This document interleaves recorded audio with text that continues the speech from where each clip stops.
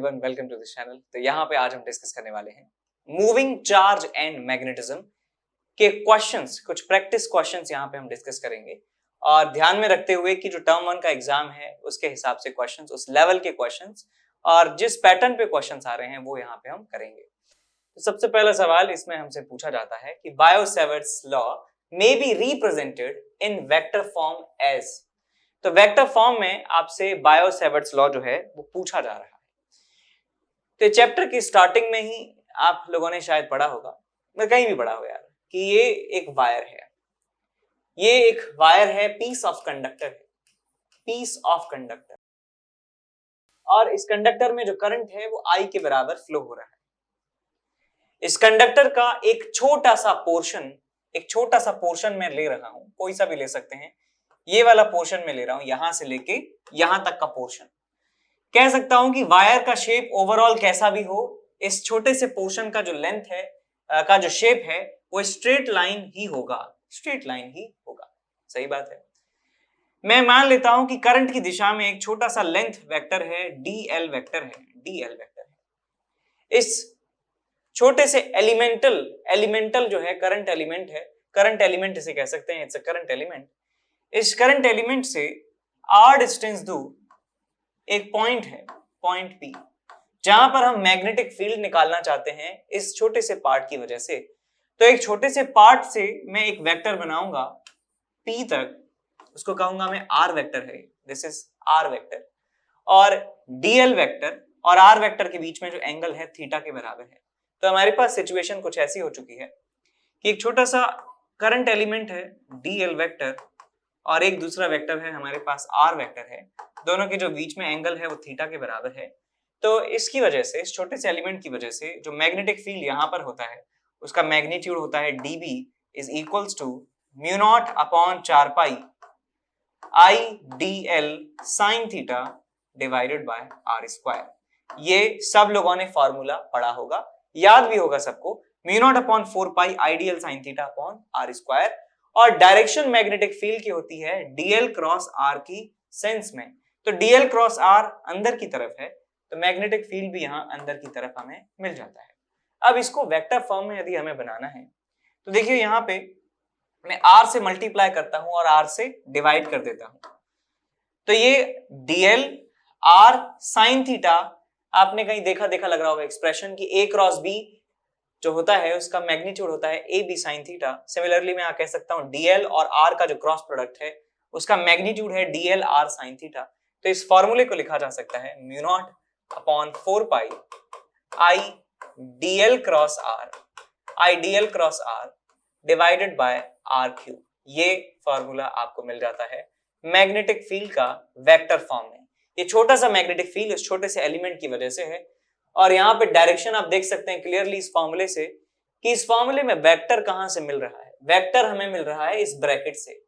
तो इस ब्रैकेट में जो वेक्टर हमें मिलेगा उसकी जो डायरेक्शन होगी वही डायरेक्शन इस मैग्नेटिक फील्ड की होने वाली है। या ऐसे याद रख सकते हैं कि dl क्रॉस r का जो डायरेक्शन होगा वही मैग्नेटिक फील्ड का डायरेक्शन होने वाला है। और ये फॉर्मूला बहुत ही एक फंडामेंटल तरीके से हमारे लिए काम आता है, एक बिल्डिंग ब्लॉक है। सारे जो फॉर्मूले हमने डिराइव किए हैं रिंग की वजह से, एक स्ट्रेट वायर की वजह से, और भी जितने भी फॉर्मूले हैं वो इस फंडामेंटल फॉर्मूले से डिराइव किए जाते हैं। तो यहाँ पे आप मैच कर सकते हैं mu naught upon 4 pi I dl cross r upon r cube. तो ए ऑप्शन यहाँ पे हमें सही मिल जाता है।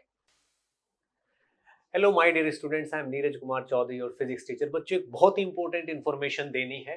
अनअकैडमी पे T20 टेस्ट सीरीज स्टार्ट हो रही है 7th ऑफ अक्टूबर से, जो कि 7th ऑफ अक्टूबर से लेके 29th ऑफ अक्टूबर तक चलेगी। डेली टेस्ट होगा 6:30 से लेके 7 PM तक, ठीक है ना। और ये टेस्ट जो लोग अपना IIT JEE का एग्जाम 2022 में देना चाहते हैं, यानी कि ड्रॉपर्स और 12th के बच्चे 2023 में देंगे, 11th के बच्चे, और जो 2024 में देंगे यानी कि 10th के स्टूडेंट, उनके लिए प्लान की गई है, ठीक है बच्चों।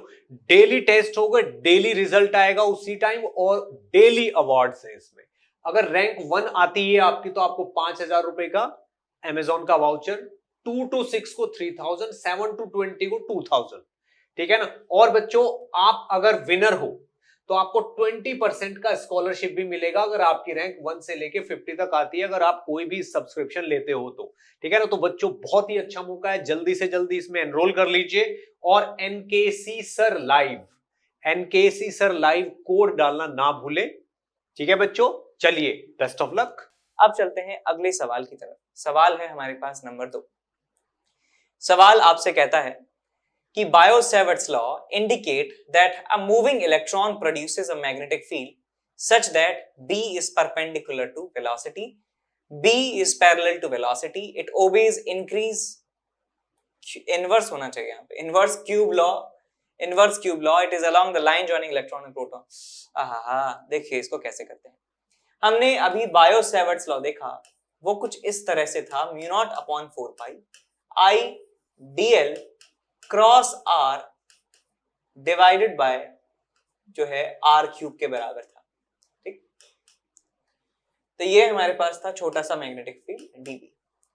अब I को लिखा जा सकता है dB बाई dt, I को लिखा जा सकता है dB बाई dt। और मैं मान लेता हूं कि यदि चार्ज Q जो है वो फ्लो होता है, तो मैं यहाँ पे लिखूंगा Q dQ बाई dt, लिख दीजिए इसको dQ बाई dt। और ये हमारे पास है dl क्रॉस r, और यहां पे है साहब हमारा r क्यूब, और यहां है μ0/4 तो इस dt को dl के साथ लिख देंगे, तो dl बाई dt जो है ये हो जाएगा कि इलेक्ट्रॉन के चलने का रेट हो जाएगा। तो यहाँ पे आपको मिल जाएगा velocity of that charge particle cross r by r cube, और ये बन जाएगा आपके पास μ0/4। इंटीग्रेट कर दिया तो q का dq का इंटीग्रेशन q बन जाएगा। तो हमारे पास जो मैग्नेटिक फील्ड है एक मूविंग चार्ज की वजह से वो मिल जाता है q v cross r divided by r cube, और इसको ऐसे भी लिख सकते हैं μ0/4। मैग्नीट्यूड की यदि बात करें तो आपको मिल जाएगा q v r sign theta divided by r cube, r से दो बार चला गया, so it's q v sign theta divided by r square, और ये μ0/4 आपको मिल जाता है। ये मैग्नेटिक फील्ड का मैग्नीट्यूड। समझ गए सब लोग? तो यहां से हमें एक इंफॉर्मेशन मिलती है दैट वेलोसिटी क्रॉस r का जो है क्रॉस प्रोडक्ट से हमें मिल रहा है मैग्नेटिक फील्ड। इसका मतलब magnetic field will be perpendicular to both velocity and r vector. तो r वेक्टर के भी परपेंडिकुलर है मैग्नेटिक फील्ड, और वेलोसिटी के भी परपेंडिकुलर है magnetic field. So b is perpendicular to velocity. A option हमारा सही हो जाता है, बी ऑप्शन गलत है। It obeys inverse cube law. Inverse cube law follow नहीं करता। ये r स्क्वायर जो है कि इनवर्सली प्रोपोर्शनल है। It is along the line joining electron, नहीं, it's perpendicular to the line joining the point electron and point of observation. It should be perpendicular. It's along नहीं, it's perpendicular to the plane actually. अगले सवाल की तरफ चले। Class सवाल number 3 में आपसे कहता है a circular coil of wire consisting of 100 turns, each of radius 8 centimeter, carries a current of 0.4 ampere. What is the magnitude of magnetic field B at the center of the coil? तो हमारे पास coil है, coil में हमें number of turns मालूम है, let's say this is n, और वो दिया भी हुआ है 100 टर्न्स के बराबर है। रेडियस हमें पता है इसका कितना है, रेडियस r के बराबर है। करंट इसमें फ्लो हो रहा है I के बराबर। तो फॉर्मूला में मुझे आता है कि सेंटर पर कोई पॉइंट है, सेंटर पर कोई पॉइंट है, यहाँ पर मैग्नेटिक फील्ड इस लूप की वजह से कितना होगा, that will be μ0 ni divided by 2r। μ0 ni by 2r के बराबर हमें मैग्नेटिक फील्ड मिल जाता है। तो यहाँ μ0 की वैल्यू आप लिख देंगे 4 pi into 10 is raise to the power -7। n की जो वैल्यू है वो 100 के बराबर है। करंट जो है हमारे पास 0.4 के बराबर है, divided by 2 into r। r is radius, radius कितना है जी, radius is 8 centimetre which is 8/100। 8/100। अब सॉल्व कर लीजिए इसे। 0.4 को मैं 4/10 लिख सकता हूँ। एक 0 से एक 0 चला गया, और 4 से चला गया ये 2 बार, 2 2 4 बार चला गया। ये 2 0 यहाँ, 1 0 यहाँ, तो 3 0 यहाँ से कैंसिल आउट हो जाएंगी। तो आपको मिल जाएगा आपको pi into 10 to the power -4। Pi into 10 to the power -4 आपको टेस्ला में मैग्नेटिक फील्ड मिल जाता है, which is option number C. Option number C. इसके बाद अगले सवाल की तरफ चलें, जो है सवाल नंबर 4। वो आपसे कहता है a current I flows through a long straight conductor which is bent into a circular loop of radius r in the middle as shown in figure। तो एक स्ट्रेट वायर था हमारे पास, बहुत ही लंबा वायर था, और इस वायर को बीच में से, मिडल में से हम क्या कर देते हैं, बेंड कर देते हैं, सर्कुलर लूप बना देते हैं बीच में। यहां पे एक चीज नोटिस करने की ये है कि आपको यदि कहा गया है कि बेंड कर दिया है तो आप जरूर डायरेक्शन को ध्यान दीजिए कि किस तरीके से बेंड किया है। देख सकते हैं कि यहां से करंट ऐसे आ रहा था, अब करंट ऐसे जा रहा है और फिर ऐसे जा रहा है। इसका मतलब एक्चुअल में ये ऐसे इसको किया गया है, ठीक है, ऐसे किया गया है इसको। यहां से करंट आया, फिर यहां गया, यहां गया, यहां गया और फिर यहां आया। और एक तरीका और हो सकता था कि हम इसको घुमा दें, ऐसे मरोड़ दें बीच से, तो उसमें उस केस में क्या होता, यदि मान लीजिए इस तरीके से कोई लूप बनाया जाता तो उसमें करंट का जो सेंस है वो बदल जाता, करंट का सेंस बदल जाता है इस लूप के अंदर। अब इस समय करंट जो है वो क्लॉकवाइज सेंस में है, यहां करंट जो है एंटी क्लॉकवाइज सेंस में है। आंसर में बिल्कुल चेंज आ जाएगा यदि मैं ये लूंगा तो, लेकिन हमें क्वेश्चन में ये दिया है तो हमें इसके हिसाब से सॉल्व करना है, ठीक है। तो इस बात का भी जरूर ध्यान दें कि अपने मन से नहीं मान लें कि हमने थ्योरी पढ़ा कि हमने एक लूप बना दिया बीच में मोड़ के तो आपने ये मान लिया, ठीक है, तो गलत हो जाएगा सवाल। तो ये हमने ले लिया, तो मैं कह सकता हूं these are nothing but a straight wire and a loop. तो मैं इसको स्ट्रेट वायर मान लेता हूं, ये एक स्ट्रेट वायर है और हमारे पास क्या है, एक लूप है जिसमें क्लॉकवाइज डायरेक्शन में करंट फ्लो हो रहा है। सेंटर पे हमें निकालना है, तो मैं सेंटर पर मैग्नेटिक फील्ड लिखूंगा कि स्ट्रेट वायर की वजह से r डिस्टेंस पर मैग्नेटिक फील्ड और इस लूप की वजह से सेंटर पर मैग्नेटिक फील्ड। तो यहाँ पे प्रिंसिपल ऑफ सुपरपोजिशन का इस्तेमाल मैं कर रहा हूं। इस वायर की वजह से इस पॉइंट पर मैग्नेटिक फील्ड विल बी बाहर की तरफ आपको मैग्नेटिक फील्ड मिलेगा और इस लूप की वजह से देखें तो अंदर की तरफ आपको मैग्नेटिक फील्ड इस पॉइंट पर मिलने वाला है। तो मैं टोटल मैग्नेटिक फील्ड लिख सकता हूं इस लूप की वजह से यहां पर प्लस इस वायर की वजह से यहां पर। तो देखिए इस लूप की वजह से लिखिए mu naught N I by 2r, mu naught N I by 2r, N की वैल्यू 1 के बराबर है, mu naught I by 2r। Magnetic field आपको मिल जाता है अंदर की तरफ, ये बाहर की तरफ है तो यहां में माइनस लगा दिया, क्या मिल जाएगा आपको, mu naught upon 4 pi 2i bye r। तो यहां से आप 2 से 2 उड़ा सकते हैं, mu naught I bye r को 2r को आप कॉमन ले सकते हैं, आपको मिल जाएगा यहाँ पे 1 minus 1 upon pi. So 1 minus 1 upon pi हमें मिल जाता है net magnetic field at the centre due to this structure. So 1 minus 1 upon pi mu naught I by 2r, D option ही हमारे पास एक ऐसा ऑप्शन है जो सही आ रहा है। अब यदि मान लीजिए हम ऐसा कर देते तो बीच में जो है प्लस का साइन आ जाता, तो यदि वो भी ऑप्शन होता तो गलत हो सकता था। अगले सवाल की तरफ चलें, question number 5। A current of 10 ampere is flowing from east to west in a long straight wire kept on a horizontal table. तो हमारे पास एक टेबल है लाइक दिस,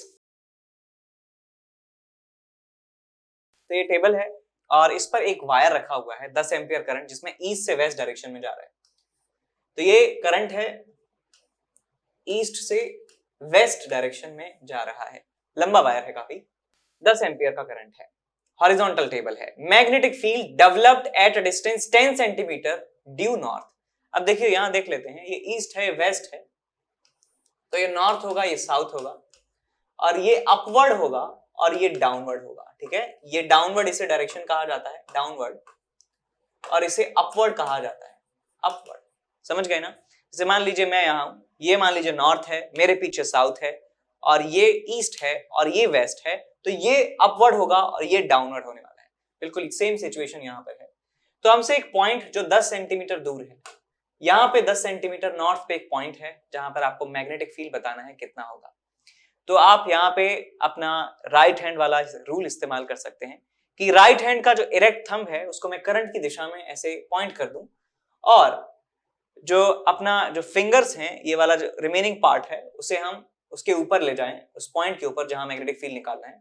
तो पाम की जो डायरेक्शन आपको मैग्नेटिक फील्ड का डायरेक्शन देने वाला है, तो इस तरीके से नीचे की तरफ आपको मिल रहा है मैग्नेटिक फील्ड, तो नीचे की तरफ मैग्नेटिक फील्ड का डायरेक्शन आपको मिलेगा। तो मैं यहाँ पे आंसर लिखने वाला हूँ, मैं यहाँ पे आंसर लिखूंगा that magnetic field will be in the downward direction. तो एक बार ऑप्शन चेक कर लीजिए कौन कौन से डाउनवर्ड वाले हैं, तो ये नहीं है और ये भी नहीं है। अब आंसर या तो ये होगा या ये होगा, तो एक बार फॉर्मूले में डाल दीजिए, B is equals to mu not upon 4 pi 2i by r, ये वायर की वजह से मैग्नेटिक फील्ड होता है। So mu not upon 4 pi is 10 to the power -7 into 2 into current is 10 ampere divided by resistance, sorry not the resistance, the distance distance is 10 centimetre, तो यहाँ पे 0.1 लिखा जा सकता है, ये आ जाएगा आपके पास 100 और ये -5 हो जाएगा, so it will be 2 into 10 to the power -5. 2 into 10 to the power -5 Tesla will be the net magnetic field acting at that point in the downward direction.